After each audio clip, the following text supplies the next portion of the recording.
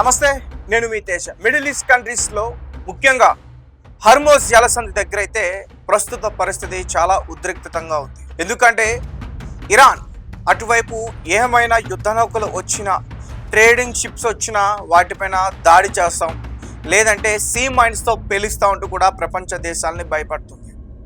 అలాగే మరొక పక్క మా అనుమతి లేకుండా ఈ షిప్స్ లోపలికి వచ్చినా, లోపల నుంచి బయటకు వెళ్ళినా మేము దాడి చేస్తూ ఉంటూ కూడా అమెరికా బెదిరిస్తుంది.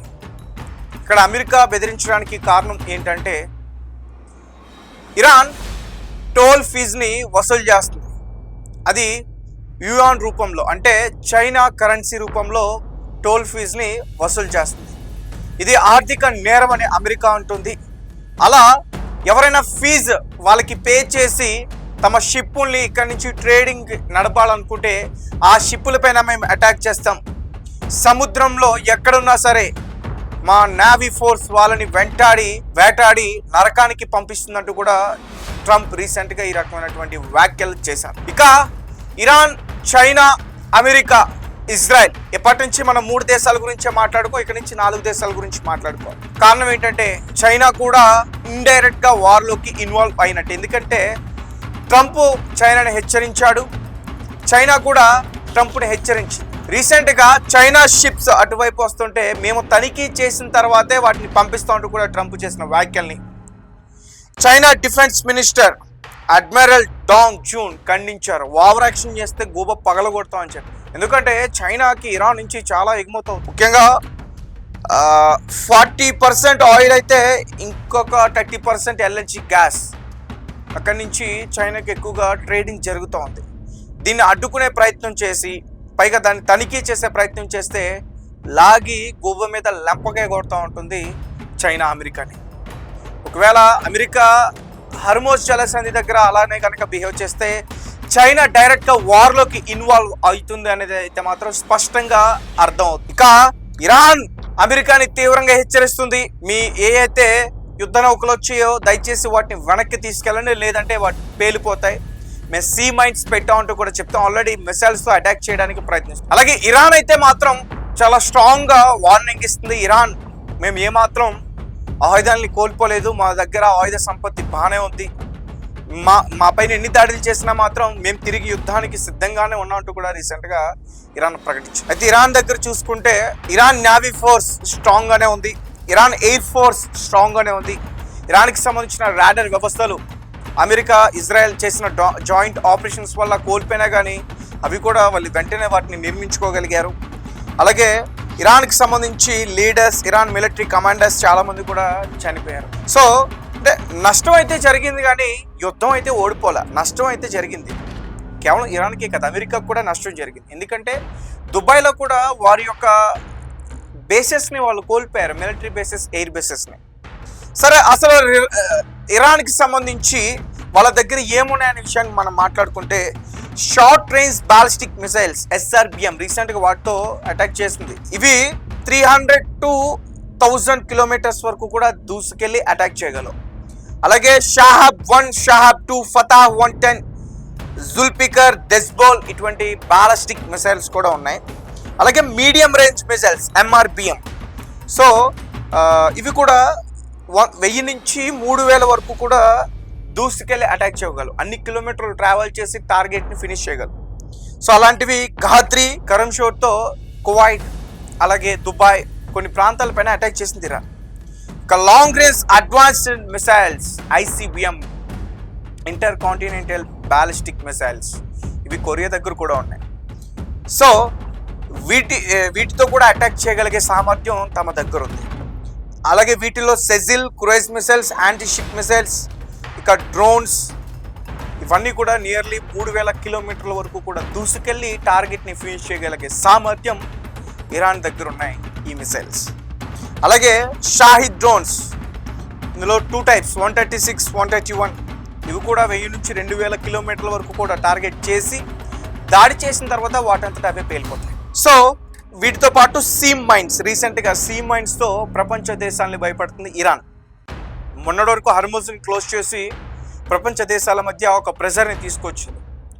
ఆయిల్ కొరత, అలాగే గ్యాస్ కొరత. ఇప్పుడు ఈ సీ మైన్స్తో షిప్పులు ఎక్కడ పేలిపోతాయి, ట్రేడింగ్ ఆల్రెడీ అక్కడ నిల్చుని ఉన్న షిప్స్ ఎక్కడ పేలిపోతాయనే భయం ఇప్పుడు ప్రతి ఒక్క దేశంలో కూడా. ఎందుకంటే ఈ దాడిలో మిసైల్స్ మిస్ఫైర్ కావచ్చు, మిసైల్ ఇంటర్సెప్ట్ చేసిన తర్వాత ఆ డెబ్రిస్ ఏవైతే ఉంటాయో వాటి శకలాలు అవి గనక పడిన షిప్ ఖచ్చితంగా డ్యామేజ్ అవుతుంది. ఒక 10% డ్యామేజ్ అయినా ట్రేడింగ్ షిప్ చాలా నష్టం, కొన్ని కోట్లు ఖర్చు అవుతుంది దాన్ని రిపేర్ చేయడం కోసం. సో ఇలా ఉంది ఇప్పుడు హార్మోస్ జల సంధి దగ్గర పరిస్థితి అయితే మాత్రం.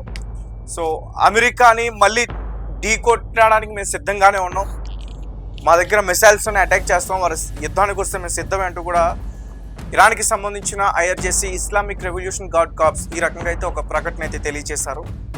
సో చైనా ఎంట్రీ ఇవ్వబోతుందా, చైనా ఎంట్రీ ఇస్తే మరి ఎట్లా యుద్ధం జరుగుతుంది, ఇంకా ఎన్ని నష్టాలు చూడాలి అనేది కూడా చాలామంది అంతర్జాతీయ నిపుణులు అయితే చెప్తా ఉన్నారు. ఏదేమైనప్పటికీ యుద్ధం వల్ల రానున్న రోజుల్లో ఇంకా ఎఫెక్ట్ ఎక్కువగా అయ్యే అవకాశం అయితే కనిపిస్తుంది. ముఖ్యంగా చమురు కావచ్చు, గ్యాస్ కావచ్చు, ఆయిల్ కావచ్చు, వీటి ధరలు ఎక్కువగా పెరిగే పరిస్థితి కూడా క్లియర్గా అర్థమవుతుంది. ఎందుకంటే దాదాపు 10 రోజుల యుద్ధం వల్ల, హార్మోస్ క్లోజ్ చేయడం వల్ల ఇక్కడ భారత్లో కావచ్చు, పాకిస్తాన్లో కావచ్చు, బంగ్లాదేశ్లో కావచ్చు, అఫ్కోర్స్ ఈస్ట్ ఆసియా సైడ్ ఉన్న కంట్రీస్ కావచ్చు, ఇక్కడ చాలా ధరలు పెరిగాయి. కేవలం గ్యాస్ ఆయిలే కాకుండా నిత్యావసర సరుకులు కూడా పెరిగాయి, వాటితో పాటు మెడిసిన్స్.